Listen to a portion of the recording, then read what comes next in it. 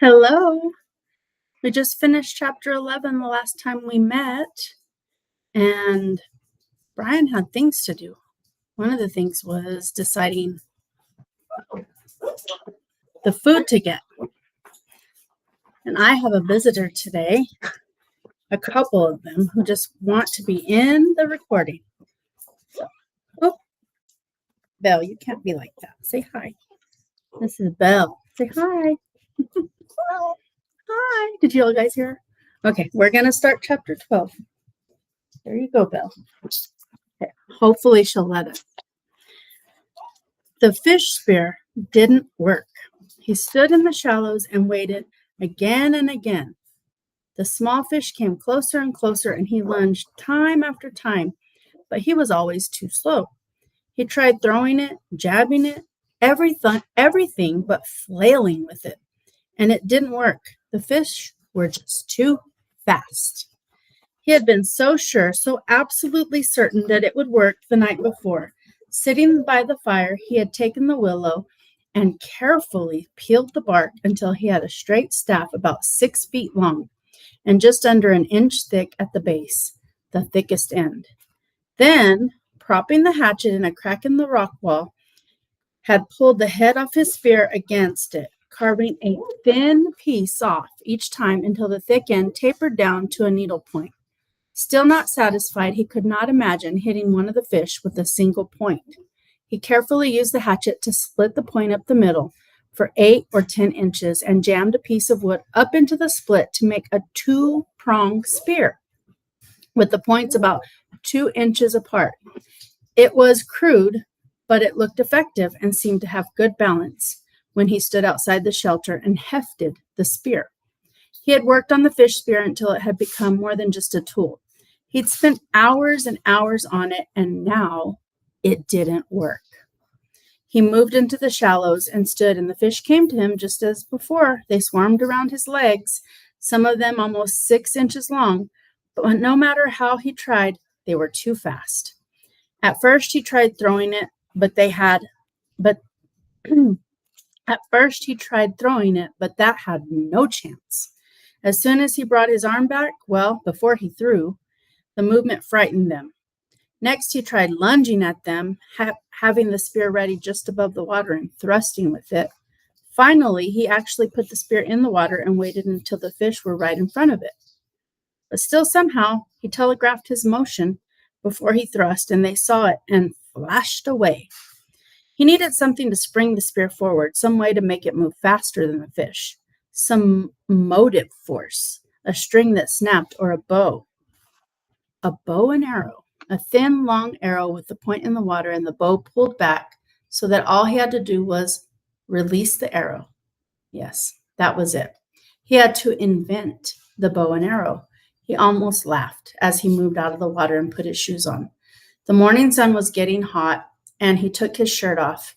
Maybe that was how it really happened. Why, back when some primitive man tried to spearfish and it didn't work, and he invented the bow and arrow.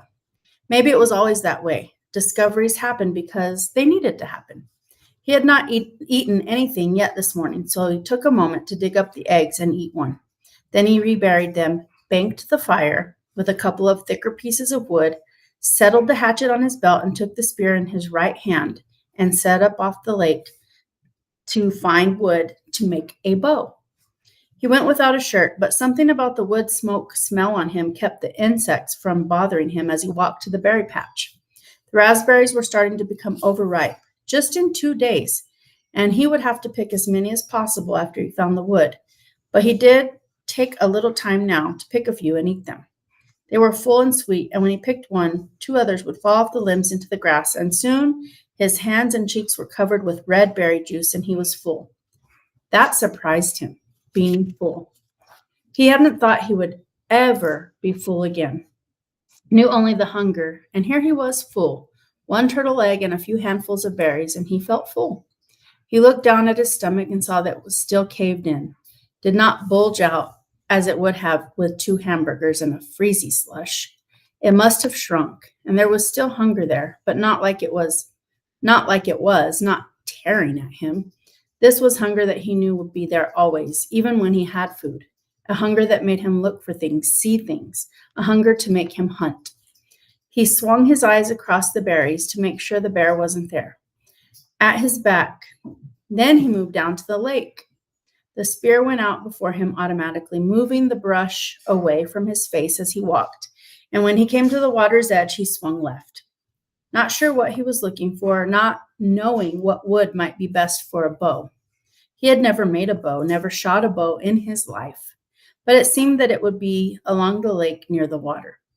He saw some young birch, and they were springy, but they lacked snap somehow, as did the willows, not enough whip back. Halfway up the lake, just as he started to step over a log, he was absolutely terrified by an explosion under his feet. Something like a feathered bomb blew up and away in a flurry of leaves and thunder. It frightened him so badly that he fell back and down, and then it was gone, leaving only an image in his mind. A bird. It had been about the size of a very small chicken only, with a fantail and stubby wings that slammed against its body and made loud noise. Noise there and gone. He got up and brushed himself off.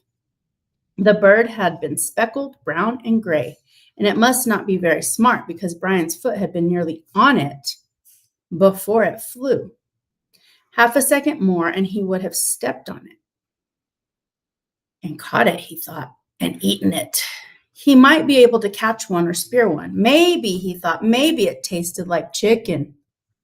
Maybe he could catch one or spear one, and it probably did taste just like chicken when his mother baked it in the oven with garlic and salt, and it turned golden brown and crackled.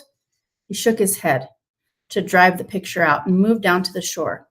There was a tree there with long branches that seemed straight, and when he pulled on one of them and let go, it had an almost vicious snap to it. He picked one of the limbs that seemed right and began chopping where the limb joined the tree. The wood was hard, and he didn't want to cause it to split, so he took his time, took small chips, and concentrated so hard that at first he didn't hear it. A persistent whine, like the insects, only more steady, with an edge of a roar to it, was in his ears. And he chopped and cut and was thinking of a bow, how he would make a bow, how it would be when he shaped it with the hatchet, and still the sound did not cut through until the limb was nearly off the tree, and the whine was inside his head, and he knew it then. A plane! It was a motor, far off but seeming to get louder. They were coming for him. He threw down the limb and his spear, and holding the hatchet, he started to run for camp. He had to get fire up on the bluff and signal to them, get fire and smoke up. He put all of his life into his legs, jumped logs, and moved through brush like a ghost, swiveling and running, his lungs feeling and blowing, and now the sound was louder, coming in his direction. If not right at him, at least closer.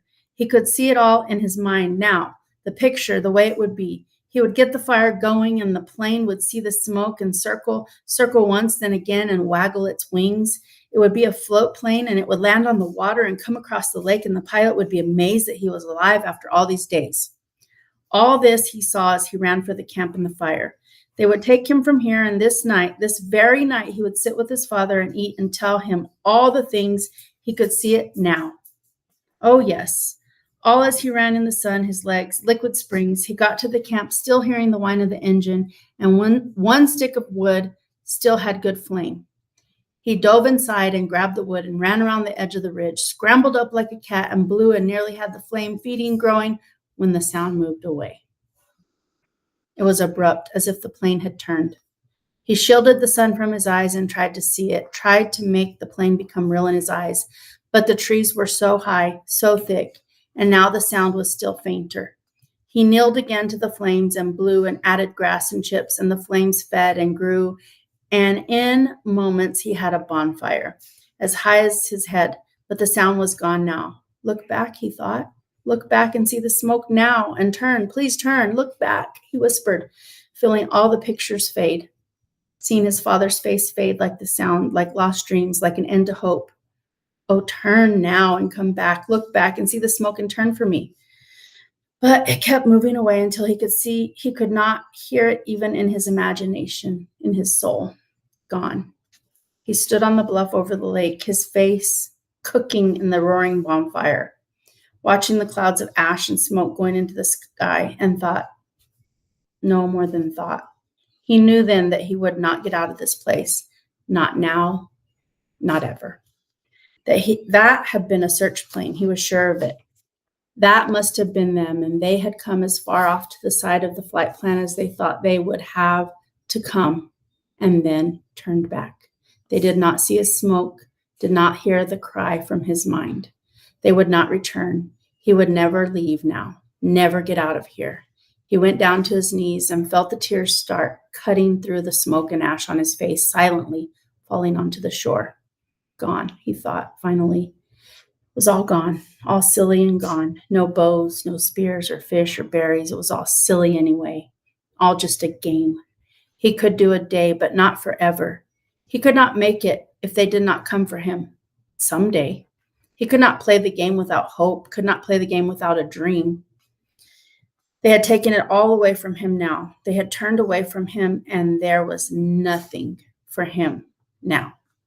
The plane gone, his family gone, all of it gone. They would not come. He was alone, and there was nothing for him. That's the end of chapter 12.